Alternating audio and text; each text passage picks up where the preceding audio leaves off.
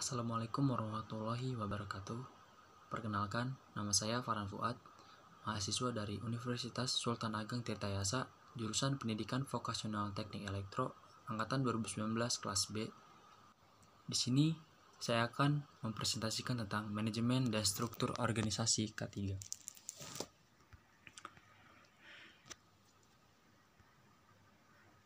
Manajemen keselamatan dan kesehatan kerja. Manajemen keselamatan dan kesehatan kerja itu telah diterapkan di Malaysia pada tahun 1994 dengan dikeluarkannya Undang-Undang K3. Terus di tahun 1998 ILO bersama IOH telah mempopulerkan SMK3 tersebut. Dilanjut pada tahun 1999 BSI dan Badan Sertifikat meluncurkan proposal kepada Komite Teknik. Selanjutnya, itu ada model penerapan atau sistem manajemen keselamatan kerja.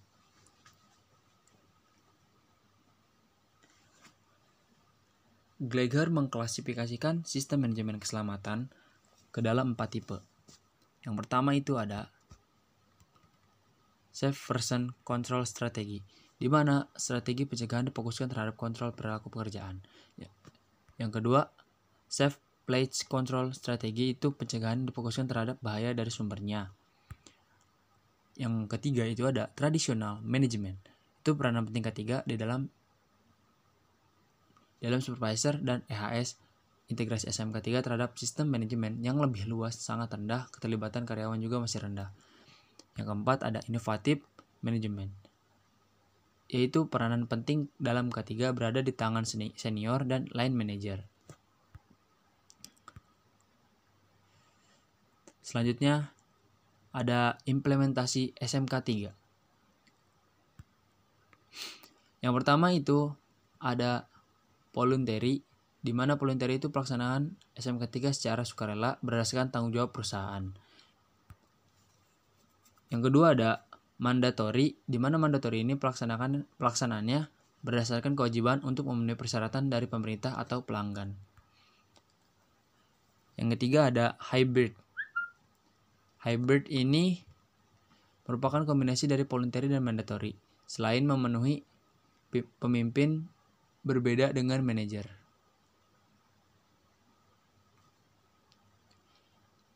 Hybrid ini merupakan kombinasi dari voluntary dan mandatory, selain memenuhi persyaratan dari undang-undang juga bertujuan untuk melindungi pekerja dan aset perusahaan.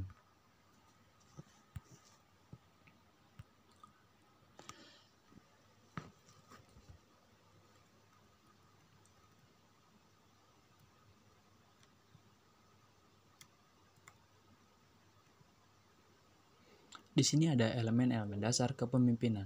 Yang pertama itu ada komunikasi yang jelas, di mana harus dikomunikasi. Di sini ada elemen-elemen dasar kepemimpinan. Yang pertama itu komunikasi yang jelas. Kenapa harus komunikasi yang jelas? Karena terdapat pengembangan visi. Manajemen puncak bertanggung jawab untuk mengembangkan visi dan memastikan pesan yang dibuat jelas. Yang kedua ada rencana ringkas. Manajemen puncak bertanggung jawab untuk memastikan penyusunan manual SMK3 yang terdiri dari penjelasan singkat, struktur, dan program SMK3 yang telah dilakukan. Yang ketiga, secara ikut aktif mendukung pencapaian program. Mencakup setting standar kinerja bagi manajer dan supervisor untuk aktivitas seperti safety patrol, investigasi kecelakaan, diskusi kelompok K3, dan proyek-proyek khusus. Yang keempat ada bertanggung jawab terhadap semua program K3. Keterlibatan aktif semua pihak untuk memberikan masukan dan menerima tanggung jawab K3. Yang kelima, mengintegrasikan elemen K3 ke dalam fungsi inti pengelolaan bisnis. K3 harus menjadi bagian dari setiap pekerjaan, karena organisasi yang berkomitmen kuat kepada K3 memiliki batas yang luas bagi SMK3 di dalam organisasinya. Yang keenam itu adalah komitmen kepada K3 sebagai prioritas. Karena kenapa kita harus memprioritaskan K3? Karena dalam K3 itu terdapat sebuah pesan bahwa meliputi banyak hal, terstruktur, dan adanya proses dalam meningkatkan kompetensi sumber daya manusianya. Yang ketujuh, fokus terhadap perbaikan berkelanjutan. Mengelola SMK 3 adalah sama dengan mengelola produktivitas, kualitas, atau area-area lain dalam organisasi. Peningkatan dan perbaikan sistem dapat dijadikan sebagai bagian dari aktivitas sehari-hari.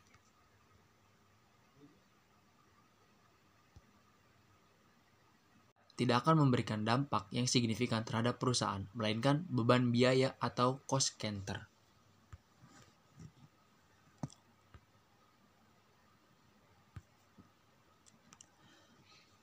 Di sini ada struktur organisasi. Yang pertama manajer yang paling atas ya. Yang pertama itu yang paling atas yaitu ada manajer K3, terus dilanjut kepada kepala operasi K3, kepala audit dan evaluasi K3, ada supervisor planning, implementasi, evaluasi dan audit. Dan terakhir adalah semua anggota pelaksana. Maksud dari manajer ini merupakan tingkat tertinggi dari masing-masing divisi yang mengelola dan mengambil keputusan yang tepat untuk meningkatkan produktivitas divisinya. Terus ada supervisor. Supervisor ini sebagai mengarahkan, membagi, mengawasi, dan memberi penilaian setiap pekerjaan yang dibebankan kepada tiap pelaksana. Dan juga ada pelaksana atau teknisi merupakan pekerja level terakhir yang bertugas menjalankan kegiatan untuk menjalankan program K3 tersebut. Di sini ada bagian-bagian dalam manajemen K3. Yang pertama itu ada manajer, tingkat tertinggi dari masing-masing divisi yang mengelola dan mengambil keputusan yang tepat untuk meningkatkan produktivitas divisinya. Yang kedua ada supervisor, sebagai mengarahkan, membagi, mengawasi, dan memberi penilaian setiap pekerjaan yang disebabkan kepada tiap pelaksana. Yang ketiga ada teknisi, pekerja level terakhir yang bertugas menjalankan kegiatan untuk menjalankan program keselamatan kesehatan kerja di perusahaan tersebut. Di sini juga ada pengurus organisasi K3.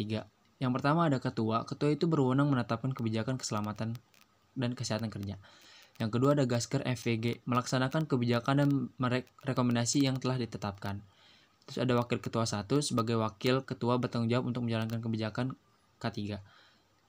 Terus ada sekretaris berwenang dan bertanggung jawab untuk merekomendasikan ke penanggung jawab yang menyangkut K3 yang telah disahkan oleh ketua.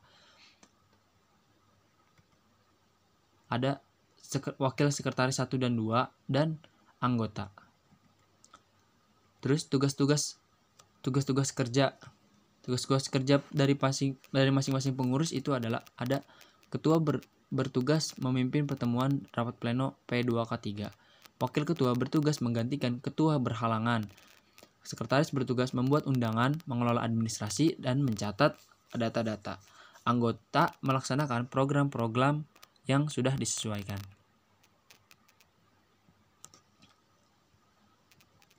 Jenis bagaimana menjalankan program kerja, yaitu pertama identifikasi masalah K3, di mana mengidentifikasi dan menginventarisasi sumber bahaya dan penyakit akibat kerja di setiap bagian grup dalam rangka perlindungan tenaga kerja. Yang kedua, inventarisasi masalah yang berkaitan dengan upaya mengendalikan dan mencegah timbulnya kecelakaan kerja, penyakit akibat terjadi kerja, dan upaya peningkatan efisiensi dan produktivitas kerja. Yang ketiga ada masalah yang berkaitan dengan upaya untuk memenuhi peraturan perundang-undangan.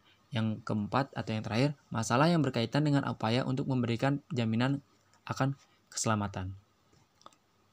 Yang kedua ada pendidikan dan pelatihan. Yang pertama melakukan training safety untuk karyawan di semua tingkatan dan sesuai dengan kepentingan.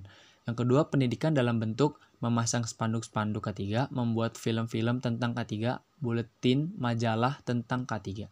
Yang terakhir, melakukan ceramah di dalam atau di luar perusahaan dengan mengundang tenaga ahli K3.